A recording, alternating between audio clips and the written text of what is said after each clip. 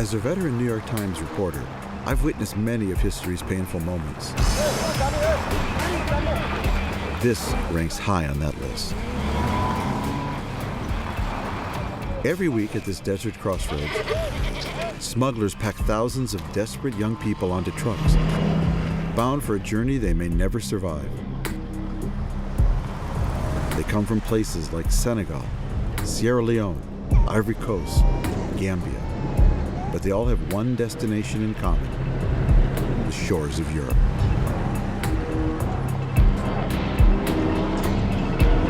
What I want to know is how much of this massive human migration is being pushed by climate change.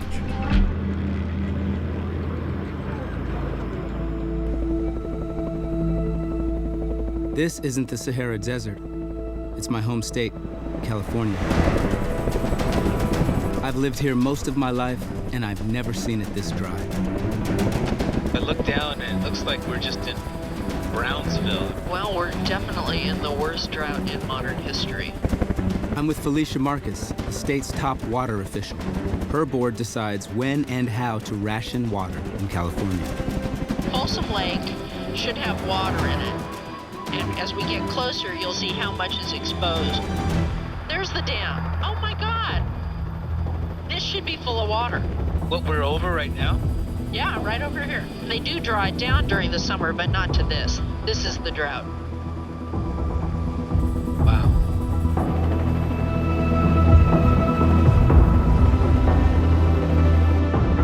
Those are floating docks. Well, they're supposed to be floating.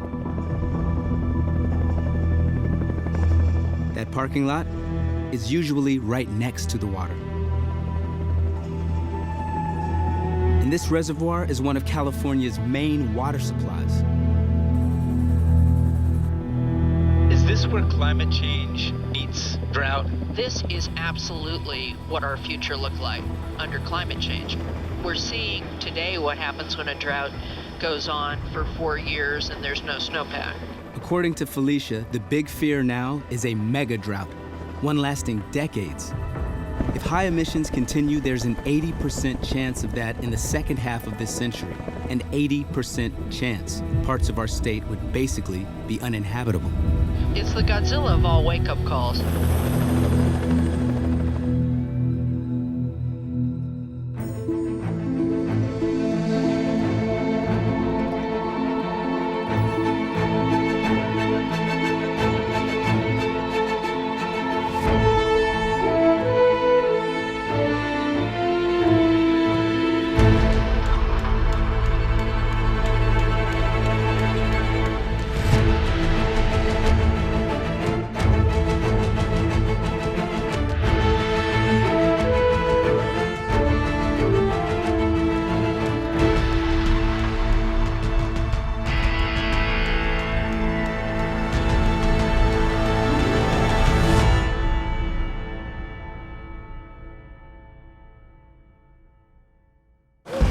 The tide of migrants fleeing war-torn African and Middle Eastern countries continues to crash. We're bang in the middle of a crisis.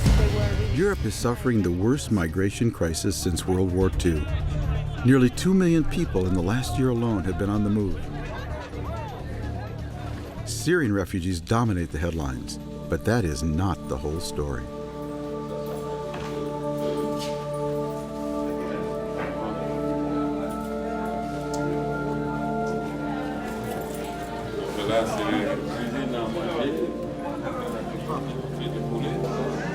This shelter is home to migrants from Africa. I'm told its occupancy has recently doubled.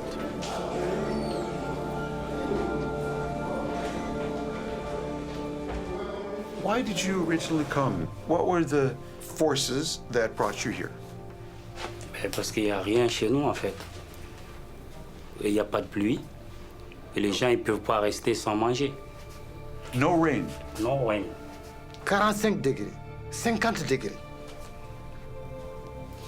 Comment une pluie ou bien une personne même peut vivre?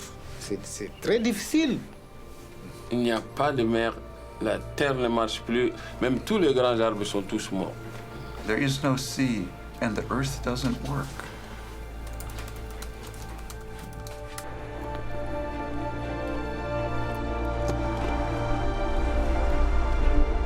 The shelter I just left is actually in a suburb of Paris. Less than a mile away, the biggest environmental talks in history are taking place. The goal is to stop the advance of man-made climate change. This is the story I came to Paris to report. But the migration crisis on its doorstep is simply impossible to ignore.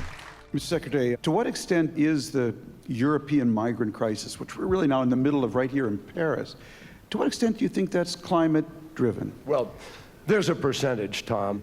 It's not the majority. Because we're getting a lot of African refugees, particularly from the drylands of Africa. The biggest challenge globally, I think, is governance, bad governance, and corruption.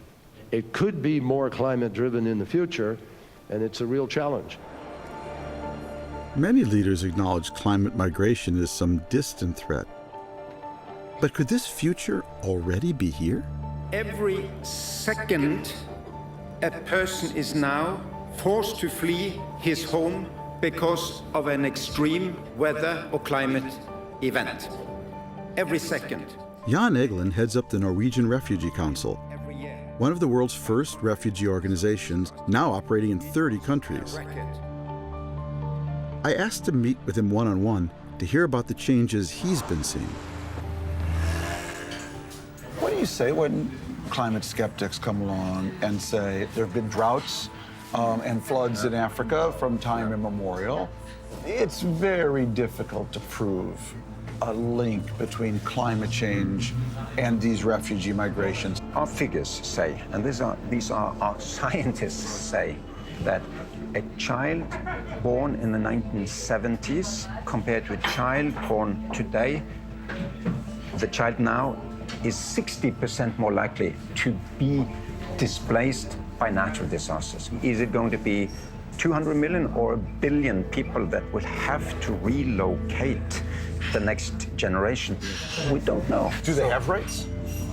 No, there's no convention on climate refugees as there is for war and human rights refugees. So if you're tortured by a dictator, you have certain rights. Yeah. If you're tortured by nature, you have no rights. You have no rights to seek refuge in another place. Of course, the injustice in it, those who did nothing to cause climate change are first and hardest hit. We who caused climate change are last and least hit. It's getting drier, it's getting warmer, it's getting tougher. It's a question of life and death now.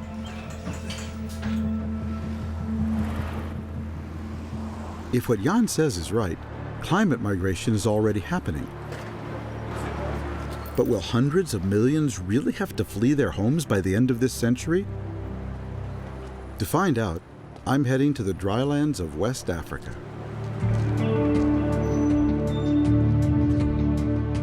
Even though I've lived in Los Angeles for about 35 years now, I really don't know much about the Central Valley, the giant agricultural region just north of me.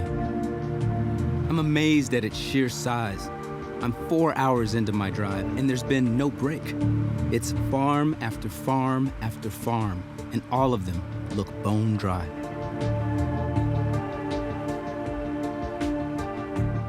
There are water tanks on many of the front lawns. What must it be like to work and live here?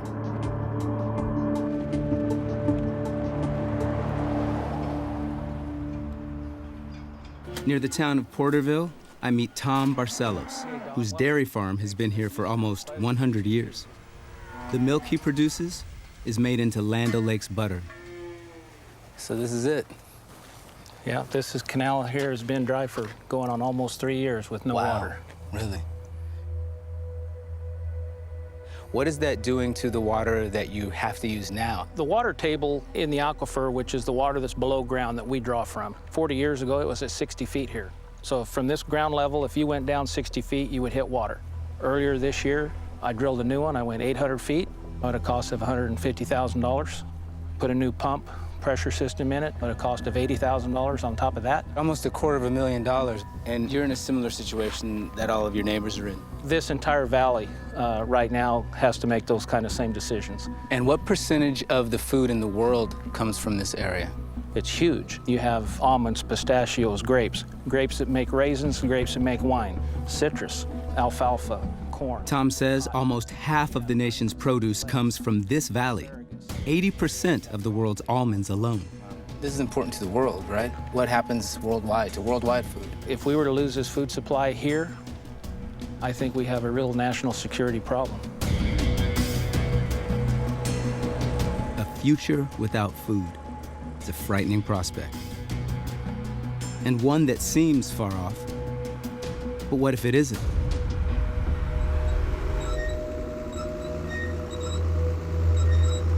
How are the smaller farmers doing here? The ones without the financial resources and corporate contracts to weather the drought.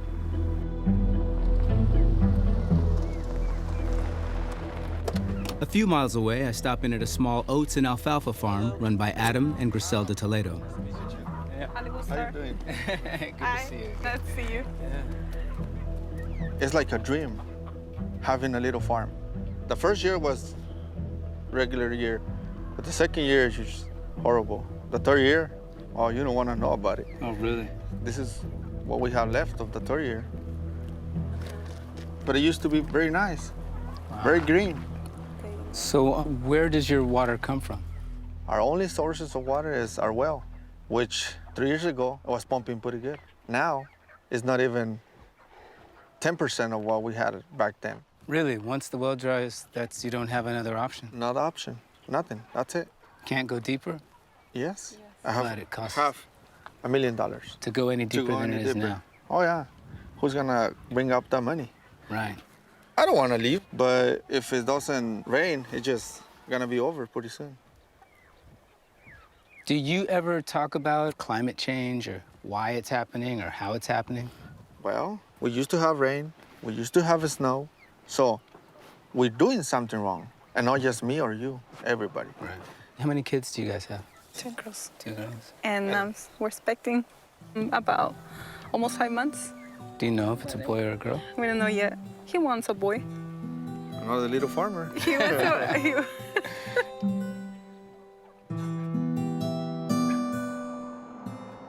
I'm struck by how fragile the Toledo situation is. Adam has the money to plant one more crop. If the rains don't come, he won't be able to make their payments, and they'll be forced from the land.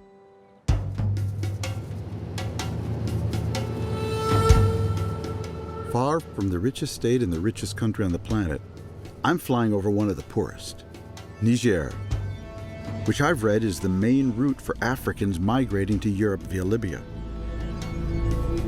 I'm going to a region known as the Sahel, a vast transition zone between desert and forest in Africa. I'm accompanying the UN's Monique Barbu, whose job is to save fertile land from turning into desert. Should be touching down here in about 15, 20 minutes. As we start our descent, the pilot announces the temperature, 117 degrees Fahrenheit. It's my first time in the Sahel. Nice to meet you. Hi, Tom Friedman.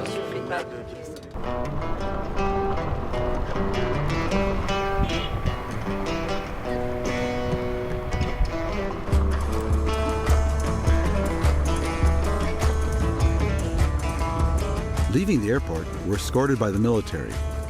Extremists from Al-Qaeda have been known to kidnap Westerners here.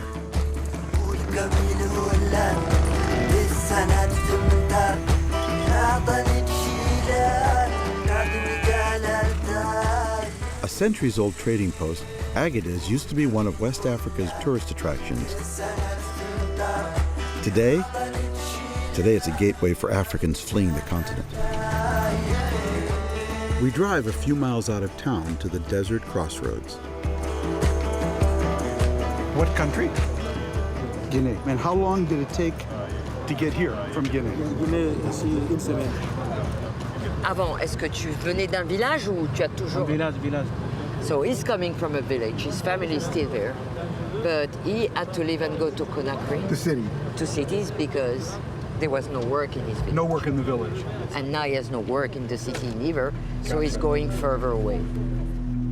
Officials here tell me something that's hard to imagine. As many as 17,000 migrants pass through this exact spot every week. I leave the crossroads and head off to a transit center operated by the International Organization for Migration.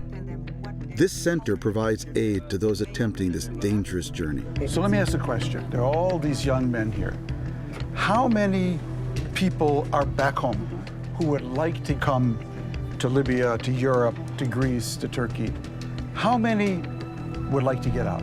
Man instant bi nii ñi ma wax ne dañuy dem man neen fukki nit ak ñaar ñoo xam ne chaque jour dañ may woo téléphone dama bëgg a ñëw dama bëgg a ñëw dama bëgg a ñëw ma ne yoon bi ñaanuma yàlla kenn mu jaar ci yoon bi mais ku fi ñëw da nga gis. Particularly for his case. At first I'm confused, but then I realize these guys aren't heading to the dream of Europe. They're coming back from the nightmare that is Libya. What did you find in Libya? What was it like when you got there? Bi nga yeggee Libye lan nga fa gis yow. Dama doon taxale maa ngi woon ci diggante dund ak dee. Bu ma duggee ci biir encore police yi nekk foofu bàyyiwuñ ma am jàmm tëj ma 3 mois de prison wala 4 mois de prison. When you're in that jail in Libya, tell us a little more. What's it like every day? Métti leen doon dund. Very hard. Matin, midi, I was beating them. soir, on a perdu des personnes, ils sont morts. am na benn maas bu ñu lay teg dañ lay maas bon ngay jooy da ngay sonn sa yaram bi mooy loolu quoi dama bokk si. Does he want to go back home now? What does he want to do? Yeah. léegi moom ñibbi rek laa bëgg. Instead, these young men are stuck here, persona non grata just about everywhere else. The sense of failure is palpable. I've seen this before, an emerging poverty of hope which makes them easy prey for those who have an agenda. This year is setting record temperatures across the globe. And here in California, it's 108. Adam Toledo has money to plant one more crop of oats. If it doesn't rain, it could be his last. Meanwhile, his well has gone completely dry. The family is down to the water left in 2 giant reserve tanks. How do you want me to save the water here in the house? It's gonna be a little harder. Don't worry, you'll take a shower. You're not gonna take 1 hour in the shower, okay? 2 minutes and get out. Nice playing.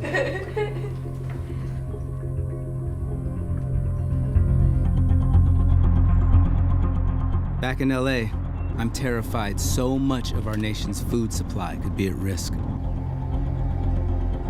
I've come to NASA's Jet Propulsion Lab to find out just how bad things really are. Nice to meet you. Jay Famiglietti is one of the world's top hydrologists. He's been using satellite technology to measure the levels of the world's groundwater.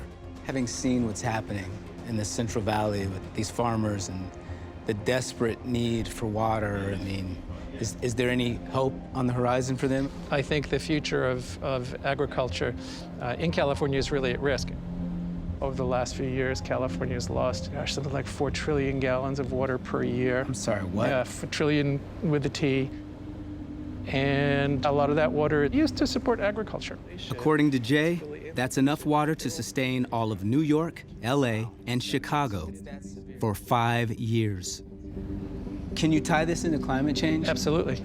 The climate models predict that as temperatures warm, the wet areas, the high latitudes and the tropics will get wetter, and that the dry areas are getting drier, and we're seeing it. So this is a map of the United States and the trends over 12 years, and the blues are places that are gaining, and the reds are places that are losing water.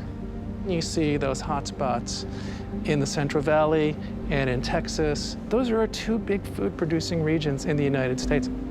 They're talking about, in that part of Texas, running out of water in 20 or 30 years. And, then what? What are we going to do to grow food for our nation? Is this the global story?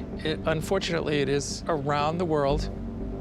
The mid-latitudes, where all of the major aquifers are, they are past sustainability tipping points. I mean, this is insane. This is insane. What does this mean for global food? What does this mean for how we do our agriculture now around the world? It stands to change our food security, our energy security, our human security globally. Are we talking about like a great migration again? I mean, is man going to have to completely pick up and move to places where... I think yes. I mean, this is really scary stuff. Exactly. I am getting to the point where I'm not sleeping well at night. Leaving NASA, I think about my kids who just left for college. Their future is starting to look downright apocalyptic under climate change. So what are we doing to stop it? Is anyone, at least in my state, taking charge?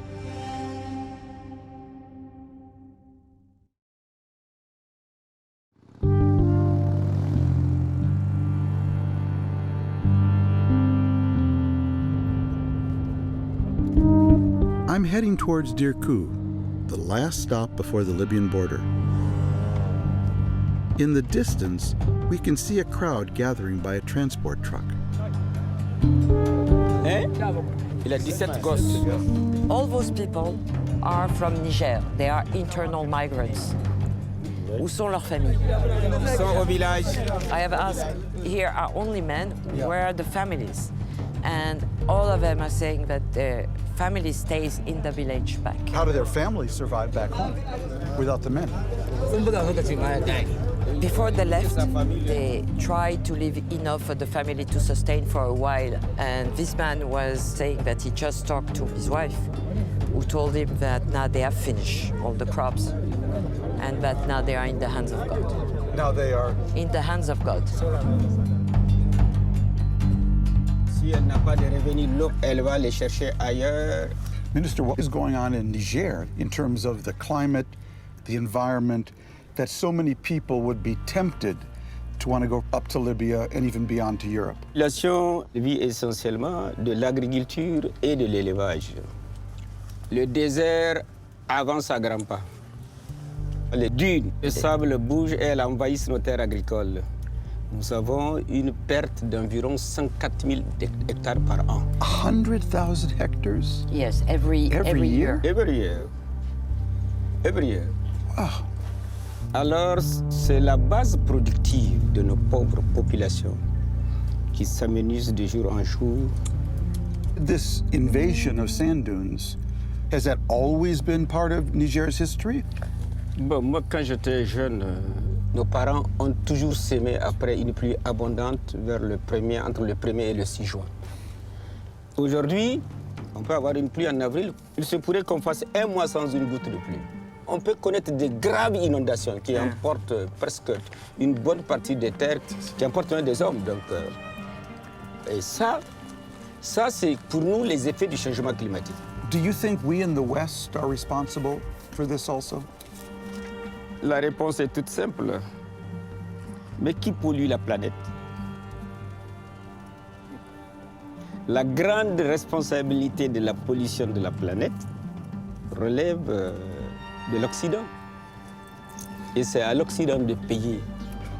C'est une question de sécurité tout court. Tout ceci va produire quoi? Notre jeunesse est sans emploi. Ils vont aller ailleurs, ou alors notre jeunesse répondra à la première sirène de Boko Haram ou des djihadistes. The siren call of extremism. With nowhere else to turn, there is that darker option. I'm seeing how conditions here might touch American lives. I wonder, do our leaders back home understand the full impact of a changing climate?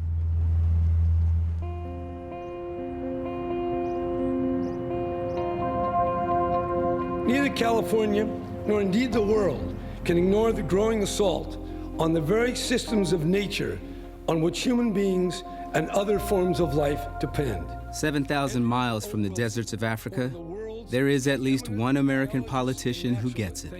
California Governor Jerry Brown. No stranger to environmental issues, he's been battling the oil and gas industries since the 70s. And while he knows he can't fight a drought, he can fight climate change, preventing far worse droughts in the future. And Brown has a radical solution. A bill that would cut oil use in the state in half by 2030. We use about 18 billion gallons a year of diesel and gasoline. In California. In California. To say we're going to cut all that in half in some way, or cut the fuel in half, how are we going to do it? Are we up against the clock in a way that's going to make something like that have to be fast-tracked to have any success? If we, as the 7.2 billion people on planet Earth, yeah, we are up against it. I think there's now 1 billion cars in the world. There was only 300 million when I was governor 35 years ago. And we'll be up at 2 billion cars pretty soon. What I want to do in California is make sure we stay on course and set a good example so that other states, federal government, other countries will join with us. I like to do things that are big, that are significant.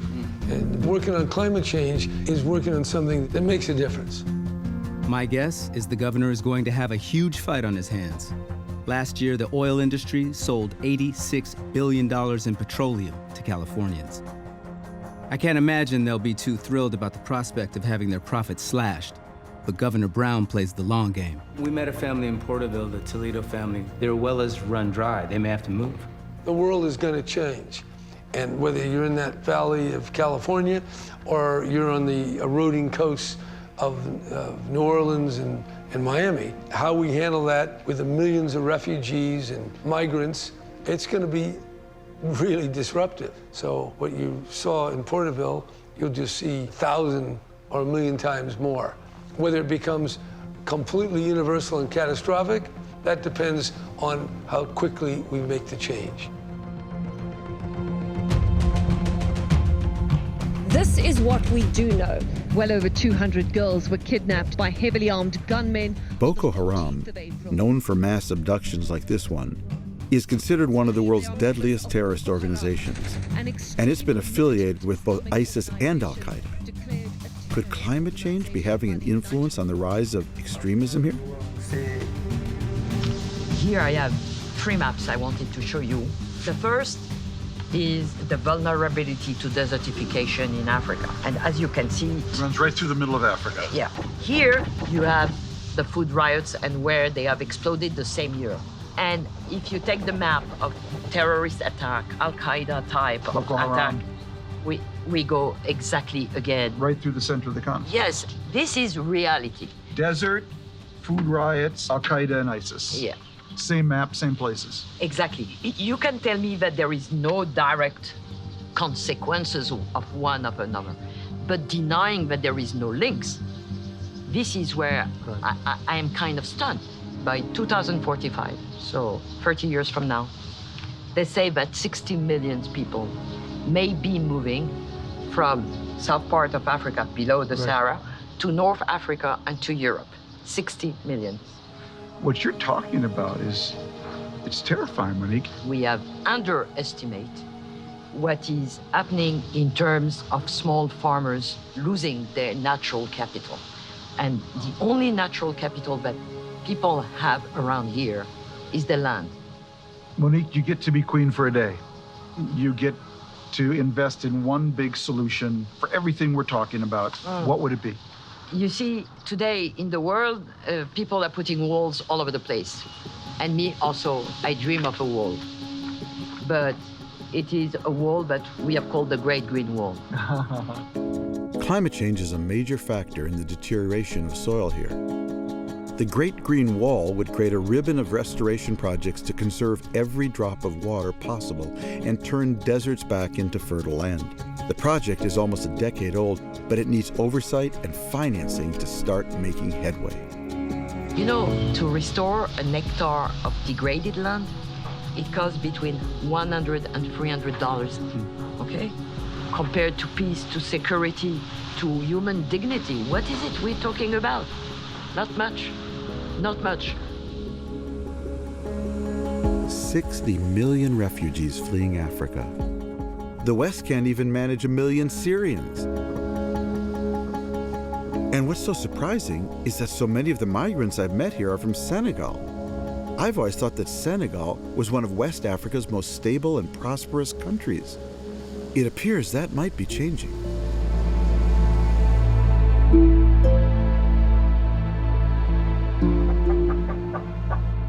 Adam and Griselda Toledo have planted their make or break crop of oats.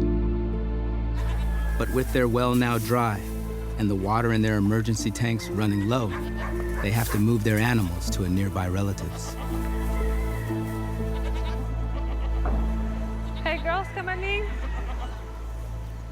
It's a stopgap for now. They can't spare the water. Back in LA, commercials have popped up slamming the governor's ambitious bill to cut petroleum use in half. It's about making it harder for regular people to drive to work and drive home each day. To find out who's behind this advertising blitz, I'm meeting up with Tom Steyer, a billionaire former hedge fund manager who now spends his money funding candidates and initiatives that fight climate change.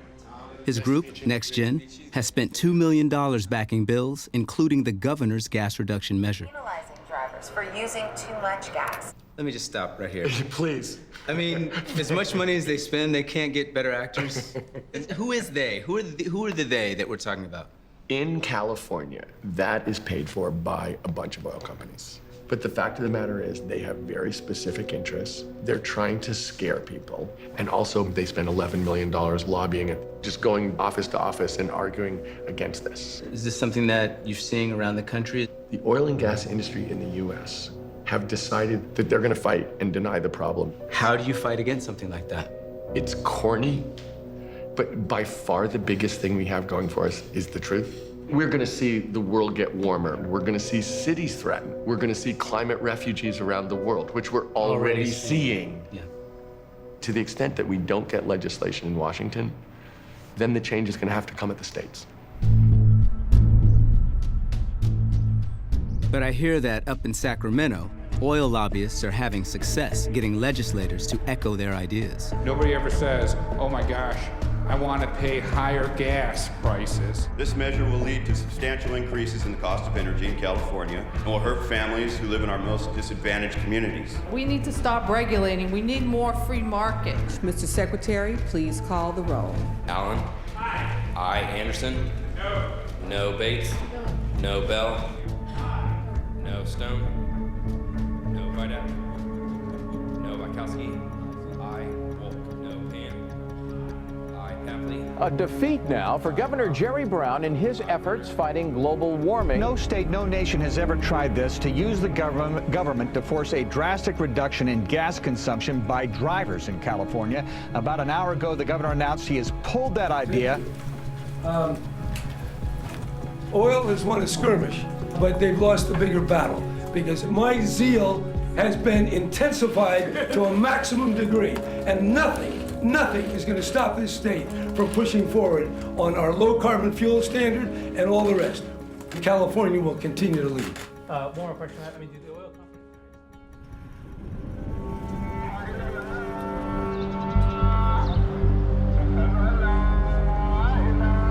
Decisions made in our backyard impact backyards all across the globe. I'm at Senegal's Meteorological Authority, meeting with the head of their climate division, Dr. Ousmane Jai. Hi. Hey, Dr. Jai, Tom Friedman. In Niger, I heard a lot about how the desert is devouring farmland, but I need to know the science behind it. How was it? Hot. Really? Hot. Okay, let me show you something. As you can see here, you see the temperature variability over year to year. Temperature is going up and up and up. And actually, we have observed a difference of 2 degrees Celsius. Between here and here is 2 degrees. 2 degrees. You know, Dr. Jai, when we were at the Paris Climate Conference, the whole objective of that conference was that the world should get together and prevent a 2 degrees centigrade rise in average temperature. What you're telling me is, here in Senegal, you've already hit the 2 degrees. Exactly. We are living it. Dr. Jai tells me Senegal is a sign of things to come. Different regions warm at different rates, but the world's average temperature has been fairly steady, even dropping slightly of late. Ever since the Industrial Revolution, though, it's shot up. The global average has risen a full degree Celsius, and scientists warn just 1 more degree would be catastrophic. So what impact has that had on agriculture and farming here? It has a huge impact. And you see that in the plant here, when the temperature rises, the plant needs and demand more water. So that means in those conditions, it will be more and more difficult. I see, so the hotter it gets, the more water the plants exactly need. Yes. And the rainfall is now diminishing more and more due to climate change. What happens down the road? Let me show you something. Dr. Jai shows me a climate model developed by leading scientists. In 2010, when we were thinking forward what will happen, and the worst scenario was the red one. We were thinking this is something that we will not have, of course. And actually, we are following the red one. So we're talking about a temperature rise, average temperature, Average. of over 4 degrees. Yes, at the end of the century. Mother of God, I cannot imagine what it would be like to live in Senegal at that end of the extreme range. Yeah, it will be very difficult, very challenging for them. With limited resources, it will be very difficult.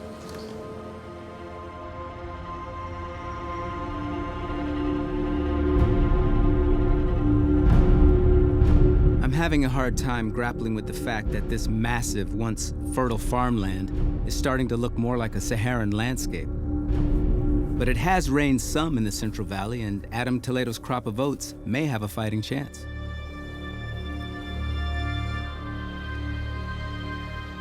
But his reserve tanks have completely run out, leaving the house entirely without water.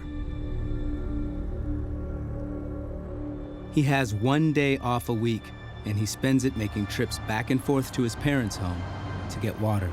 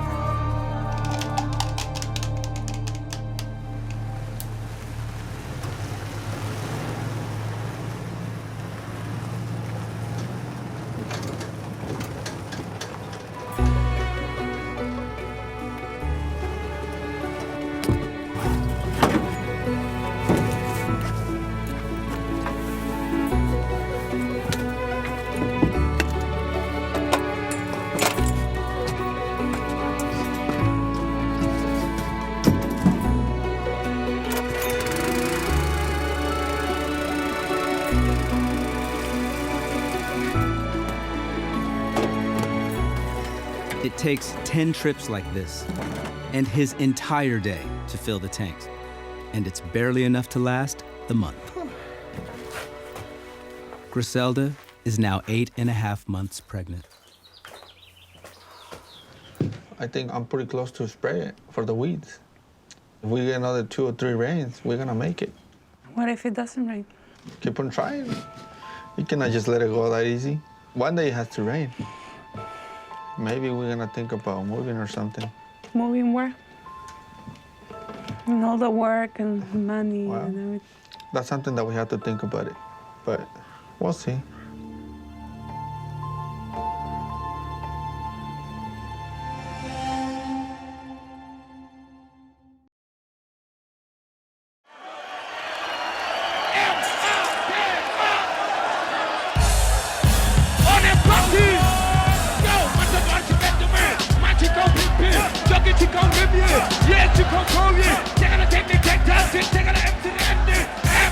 I never expected my first night in Senegal to be my first rap concert. This country has long been considered one of the few stable democracies in West Africa. But many of the men I kept meeting in the desert in Agadez came from here.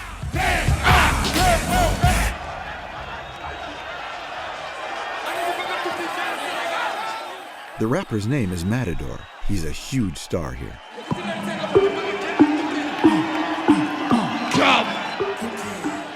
His song is called Tuki, which means to leave, to travel.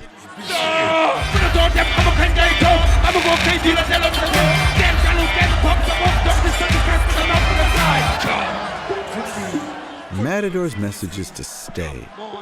Better to be poor and help develop your own country than to be a poor stranger in a strange land.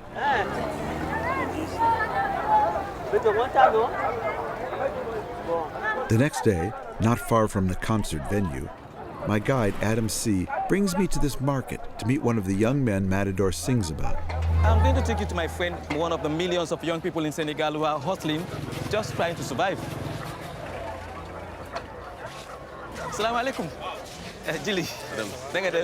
Safa. Nice to meet you. Nice to meet you. I learned that he left his farming village 4 years ago and became a street seller. Every day now, for 14 hours, he mans his stall selling trinkets. How much can he make in a day here? Sometimes he can earn something like 1,000, sometimes 1,500 francs CFA. So maybe a couple dollars a day he can make. Yeah. And out of that, he has to pay his rent, food, and support his brothers and sisters. When we went to Matador's concert, he kept using that word tuki in his rap, leaving, migrating. Does Chile want a tuki? waaw sama kay tuki parce que moo gën fii quoi kii moom moo gën fii. No future here? amuloo yaakaar fii. fii non amu fi yaakaar moom wax dëgg yàlla. Would you like to go back to his village? waaw su ma moyen moom lu mu mën a plaje comme mbay mi dana dox quoi mais léegi doxul loolu manqué nañ trop am naa ko si kaw bu ma amee xaalis mais bu ma amul xaalis moo ko nangu. Can we go see his village? Wow, If you want, we can go to his village. Jilly's village is a 4-hour drive north. I'm finally going to get a chance to see for myself what's actually happening to the farmland here. I hoped Jilly would come with us, but he simply can't spare the time off work. On the way, Adams tells me it's the dry season, but as we get closer, it's far more than just dry. It's a wasteland. I'm reminded of something the migrants in Paris told me. The earth doesn't work here. By the time we arrive, we're in the midst of a sandstorm.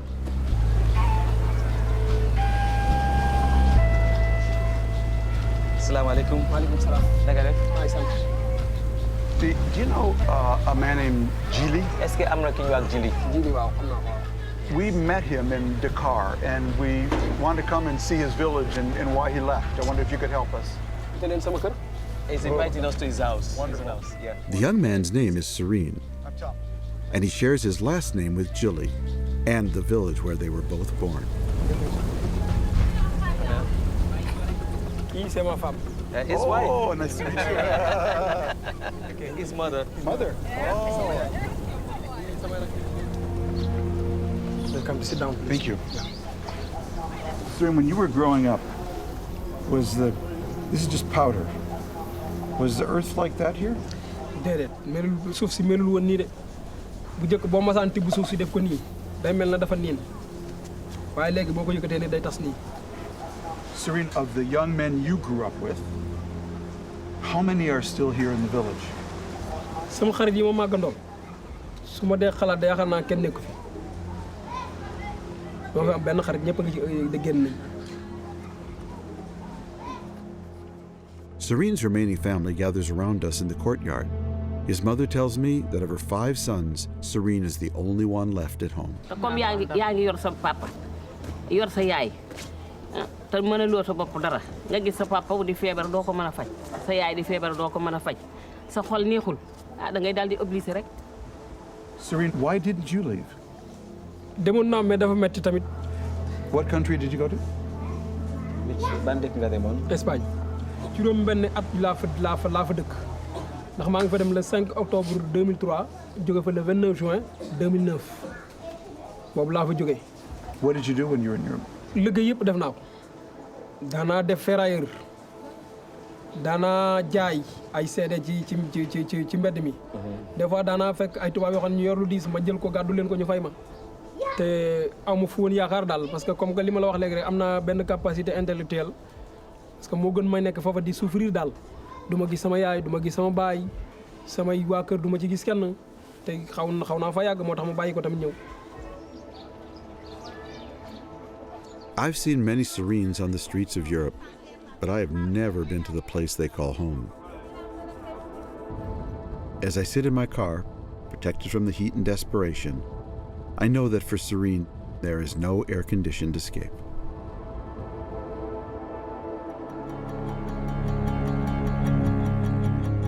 It's spring in the Central Valley. The rainy season has come and gone, but it wasn't enough. Adam Toledo's oat crop has failed.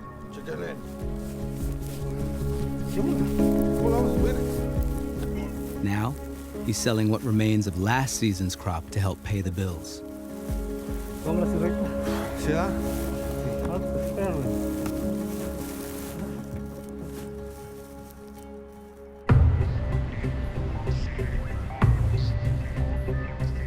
With drought ravaging not just the Toledos, but the entire state, Governor Brown is more determined than ever to find a solution. think there are many things we can do together. The transformation to a low-carbon world can be an occasion for increasing the quality of our lives. After losing his showdown with the oil industry, he's been on an international warpath, drumming up support wherever he can. The achievements made by California has made a great contribution for the China-US cooperation on climate change. He even forms his own international climate pact, signed not by countries, but by cities and states to take action without waiting for their national governments. We're building a real force, a global force, to reduce carbon emissions and protect the well-being of people everywhere. With renewed support, he returns home. Governor, any news on transportation? And this time manages to negotiate a new bill with the oil industry. One that will slash statewide emissions by 40% in 15 years. California is doing something that no other state has done. You're putting into law real measures backed up by the real power of the state of California. It's an historic moment. But it comes too late for the Toledo family. Fed up with life without water and unable to make their payments, Adam and Griselda have left the farm. Thanks to the generosity of a neighbor, they're living rent-free for now. And with a new member of the family, Daisy. Mommy, do you like your new house? Do you? Are you happy in here? Are you? Yes, I know you are. Huh. We had a dream of having a little farm, and we had it. We had 4 years over there. But if we sit here and talk about that, we're gonna end up crying. But just imagine, like, this generation is gonna be worse and worse, because what makes you think it's gonna get better?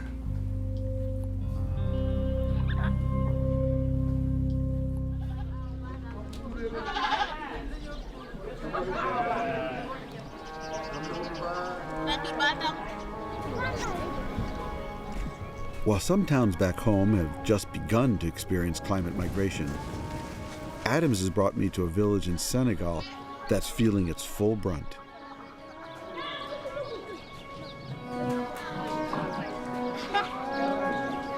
What is it like to have so many of your husbands and sons out of the village your whole life? Sonn rek lañ fi nekk man sama njaboot mi ngi ci àll kii wopp na daaw ba ren ba mu demee dugg ma nga Espagne dafa feebar kii kenn ki mu ngi ci booru naar yooyu moo Libye waaw man ma nga feebar. An older man gets up to tell me that his son also left for Libya more than a year ago. No news.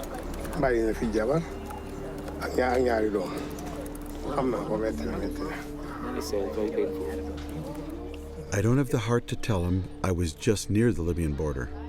I think of those young men getting ready to cross the desert. So many die along the way. Their bodies never found, their deaths never recorded.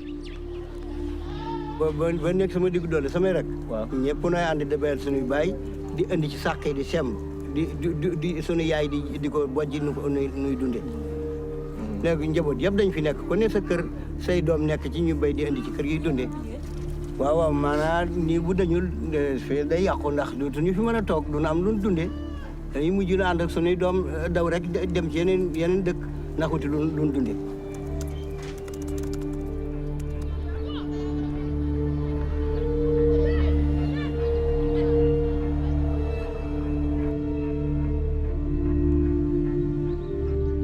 I came here with a big question, and I found my answer.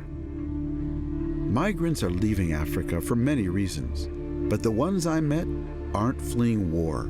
They're fleeing a land that will no longer support them, made worse by a man-made condition they did nothing to cause. As these villages dissolve, I remember there could be anywhere from 200 million to 1 billion climate migrants by the end of the century. This is just the beginning. Whether this trickle becomes a flood is up to us.